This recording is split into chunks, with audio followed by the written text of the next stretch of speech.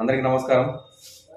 ఈ మధ్య సోషల్ మీడియాలో వైరల్ అయినటువంటి సర్పంచ్ ఎన్నికల్లో గర్భిణీ కుటుంబం బలి అని ఒక షార్ట్ ఫిల్మ్ రిలీజ్ అయింది. అందులో తిరుపతి అన్న గెలిచిన సర్పంచ్గా ఆయన పోటీ చేసిండు, నటించిండు. అందులో ఓడిపోయినటువంటి సర్పంచ్కి ఫ్రెండ్గా నేను యాక్టింగ్ చేసిన, ఆ ఏడిచేది అవన్నీ నేను చేసినటువంటి. ఇప్పుడు చెప్పే విషయం ఏంటంటే, ఎట్లాగో సర్పంచ్ ఎలక్షన్లు వస్తున్నాయి.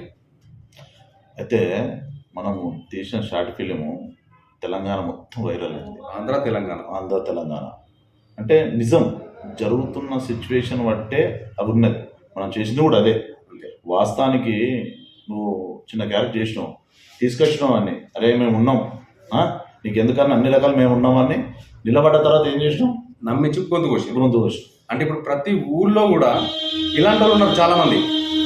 ఇప్పుడు ఎలక్షన్లు వస్తున్నాయని చెప్పేసి 2-3 నెలల నుంచి, 6 నెలల నుంచి, 1 ఇయర్ నుంచి, 2 ఇయర్స్ ముందు నుంచే ప్లాన్ చేసుకొని డబ్బులు ఖర్చు పెడతారు. డబ్బులు ఖర్చు పెట్టి మిమ్మల్ని ఏదో ఉద్ధరించడానికి వచ్చిన వాళ్ళ లెక్క ప్రయత్నాలు చాలామంది చేస్తుంటారు. అలాంటి వాళ్ళని నమ్మకండి.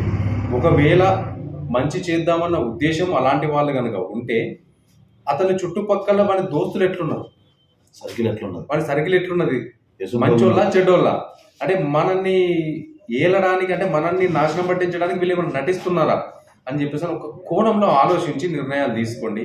ఎవరో డబ్బులు ఇస్తున్నారు కదా అని చెప్పేసి డబ్బులకు ప్రలోభపడి మీ జీవితాలను తాకట్టు పెట్టి మీరు జీవితాలను నాశనం చేసుకోవద్దు, మీ పిల్లల భవిష్యత్తులను నాశనం చేసుకోవద్దు.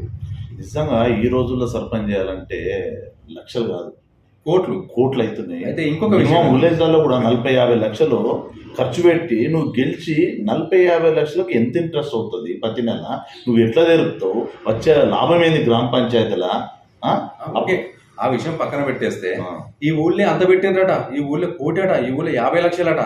ఇదొకటి. ఇవాళ వాడు మీకు రూపాయి పెడుతుండు అని అంటే 10 రూపాయలు దోసుక తిననీకి ఖచ్చితంగా నమ్మిస్తారు. నమ్మించడానికి అవసరం ఉంటే కాలు మొక్కనికి కూడా వస్తారు. గెలవడం కోసం కాళ్ళు మొక్కుతారు, తర్వాత మీరు జుట్టు పడతారు, గొంతు పడతారు. ఏదైనా పని కోసం అని వెళ్తే పుణ్యానికి వేసావా నాకు ఓటు అని. అంటే మన ఓటు ద్వారా మనకు కావలసినటువంటి నాయకుడిని, ఒక మంచి లక్షణాలు ఉన్న నాయకుడిని ఎన్నుకోండి. ఎవరినో ఎన్నుకొని అయ్యో వీడిని ఎందుకు గెలిపించుకున్నాం కదా అని చెప్పేసి రేపు పొద్దున బాధపడే పరిస్థితి తెచ్చుకోవద్దు. లేదు, కొంతమంది ఇప్పుడు సర్పంచ్ చేయడానికి మన కోరిక ఉన్నా కానీ డబ్బులు ఖర్చు పెట్టి చేస్తే రేపు గెలవకుండా పరిస్థితి ఏంది, గెలుచున్నట్టు ఏదో రకంగా అని తెచ్చుకుంటాడు, గెలవకపోతే పరిస్థితి ఏంది. అది ఇంకొకటి ఏంటంటే, డబ్బులున్నోడే మంచి చేస్తాడు, డబ్బులు లేనోడు వీడు ఏం సేవ చేస్తాడు అని చెప్పేసి చాలా మంది అనుకుంటారు. ఇంకొకటి ఏంటంటే, డబ్బులు లేనోడు కూడా ప్రజాసేవ చేయాలి, ప్రజలకు ఇట్లా చేయాలి, అట్లా చేయాలి అని చెప్పేసి మంచి సేవా భావంతో ఉన్నటువంటి వ్యక్తులు ఎంతోమంది ఉన్నారు. అలాంటి వాళ్ళని ఎన్నుకొని అలాంటి వాళ్ళకు లైఫ్ ఇస్తే జీవితాంతం మీకు రుణపడి ఉంటారు. అంతేగాని ఎవరినో ఎన్నుకొని మీరు జీవితాలు నాశనం చేసుకోవద్దు. రోజు మందు తాగిస్తుండగా, తినబెడుతుండగా, రోజు దావతిస్తుండగా, అసంటోని ఎన్నుకొని అసంటోని ఓట్లు ఎత్తే మన బతుకు కూడా అంతే అయితే తాగబోతు బతుకులు అయిపోతుంది. ఇట్లా అందుకోసం అని చెప్పేసి నిర్ణయం తీసుకోండి. ఇంకా చాలా మాట్లాడాలనుకున్నాం, ఇప్పుడు ఒక 4 నిమిషాల వరకు కథ చేద్దాం అనుకున్నాం మాట్లాడే విషయం. ఓకే, అసలు విషయం ఏంటంటే, మాది సిద్దిపేట, అన్నది సిద్దిపేట, మా ఇద్దరు సిద్దిపేట. నా పేరు స్వామి చరణ్, అన్న పేరు తిరుపతి.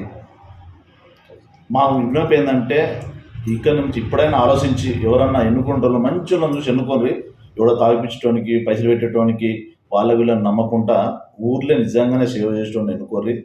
ఊరు బాగుపడుతుంది, మనం బాగుపడతాం. అయితే ఇంకొక విషయం ఏంటంటే, డబ్బులు ఖర్చు పెట్టకుండా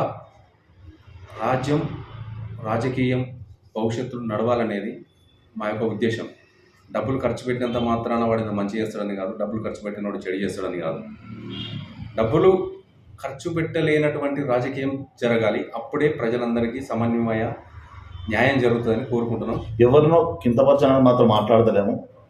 మా ఆలోచన మీతో పంచుకున్నాం, మీరు కూడా ఆలోచించండి. Thank you very much. Thank you.